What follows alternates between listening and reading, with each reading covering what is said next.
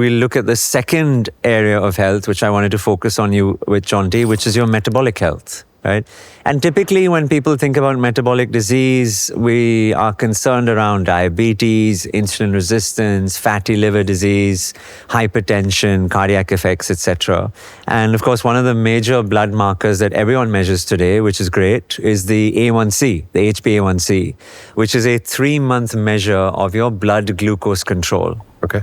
And your HbA1c value, Jonty, was 5.9%, which puts you smack in the pre-diabetic cohort.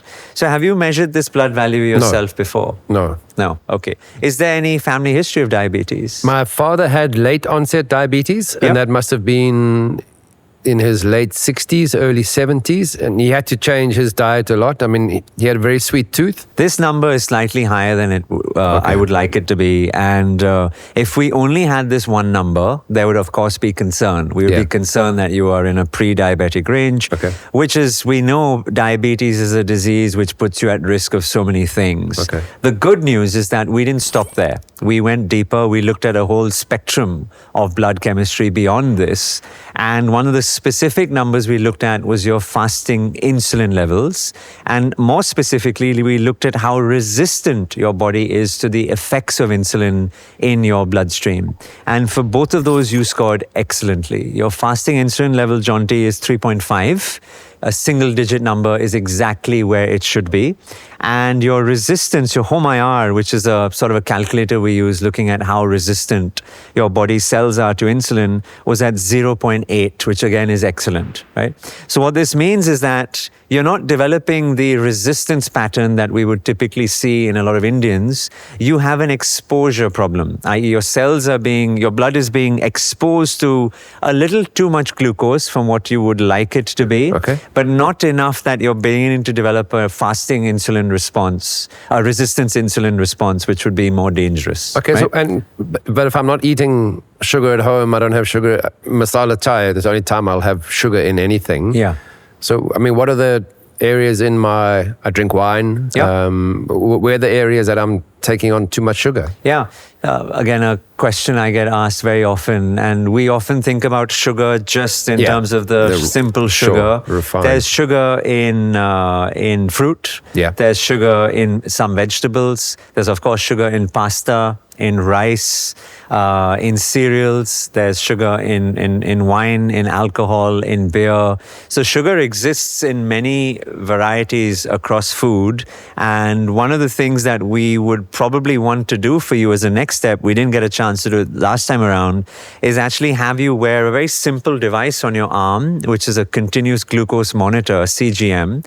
And then we can track the glucose curve day by day, minute by minute, and actually see how your body responds to different sugars, right? We may find that your body responds very well to, let's say, white rice, but it may not respond as well to red rice or brown rice, and that might actually lead to a spike. We may find that your body responds well to red wine, but if you have a glass of beer or white wine or another type of liquor, it might spike. So sugars exist in many places. We need to find which ones are not working for you and then cut that down for you over a period of time. And this is a big takeaway for our audience as well, because a lot of our audience are probably watching this from India, living in urban cities, leading stressful, busy lifestyles. And for everyone watching this show, The Long Game, I want you to understand that diabetes is not a disease of sugar.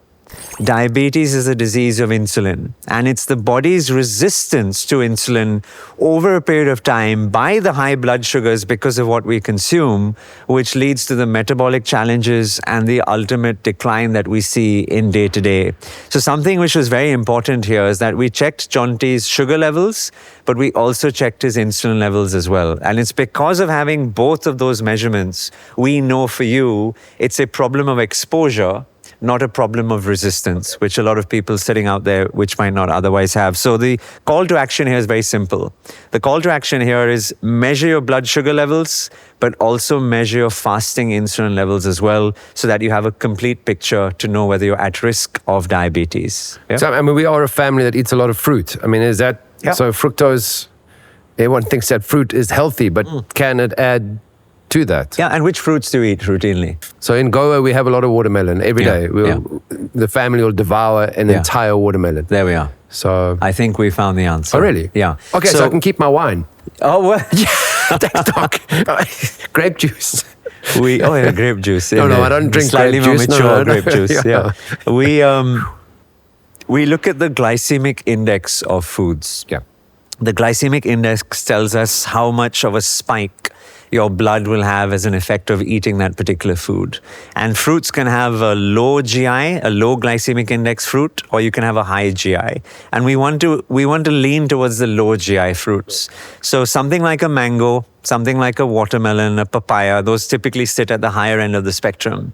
And if you're doing it often, which it sounds like, particularly watermelon, that's going to lead to a lot of repetitive spikes, and we definitely want to cut back on that. So I may suggest, again, now I'm flying blind without data, but I may suggest that instead of having watermelon every day, maybe you limit it to 3 times a week. Okay. Right? And if you want to have that fruit craving, you switch to apple or a citrus fruit or something else like this. Okay. Yeah. And how often are you having these mangoes?